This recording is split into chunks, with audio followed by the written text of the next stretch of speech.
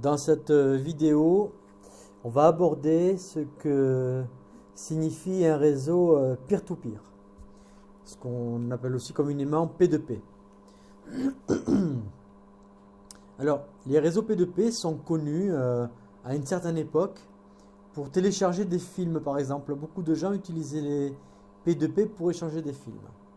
J'expliquerai la procédure après. Donc, qu'est-ce que c'est qu'un réseau peer-to-peer?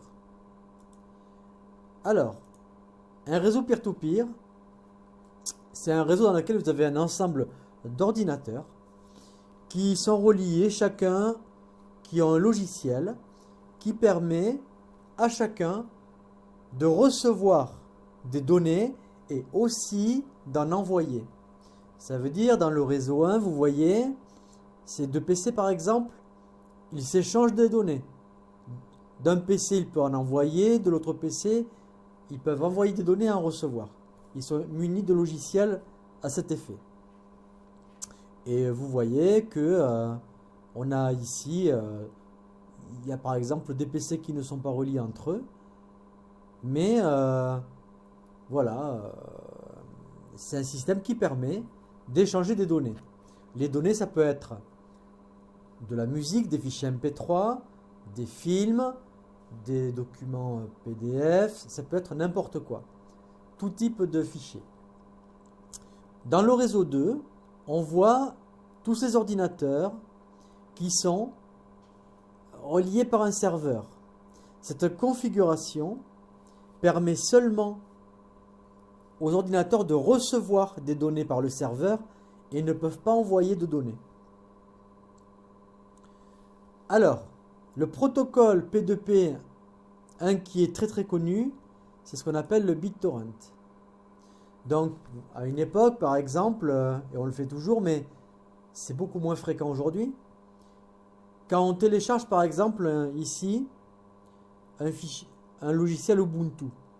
Donc, Ubuntu, c'est un système d'exploitation du même type que Windows, sauf que c'est quelque chose qui est libre. Donc par exemple, quand vous téléchargez Ubuntu, c'est libre de droit. Ce n'est pas un téléchargement illégal, c'est un téléchargement légal. Par contre, si vous téléchargez un film voilà, qui est piraté, là c'est un téléchargement illégal. Alors ici vous voyez par exemple le fichier Ubuntu, il est en téléchargement. Et là, ce qu'on voit dans cette partie, c'est tous les gens. Par exemple, il y a une partie du fichier qui va être téléchargée chez un individu A, une deuxième partie chez un individu B. Et si on télécharge un film, c'est comme si par exemple les 5 premières minutes, ce serait téléchargé chez quelqu'un, les 5 autres chez un autre. Et si à un moment donné, vous avez une source qui est... si un des donneurs se déconnecte, votre PC va chercher ces données ailleurs. Donc là, voilà, c'est un système dans lequel vous allez chercher des données chez des particuliers. Et quand vous téléchargez quelque chose chez quelqu'un, si son ordinateur ensuite il l'éteint, vous allez automatiquement être dirigé vers quelqu'un d'autre qui possède le même fichier. Donc BitTorrent, c'est le plus connu. En général, c'est vrai qu'à une époque, c'était très connu pour télécharger les films, par exemple, ou les musiques. Ensuite, il se trouve que vous avez des téléchargements légaux. Alors Matrix est connu pour être un système d'échange entre particuliers aussi, avec des sociétés entre autres, à travers lequel les gens échangent des données, mais qui sont ou libres de droit, sur lesquelles il n'y a pas de législation.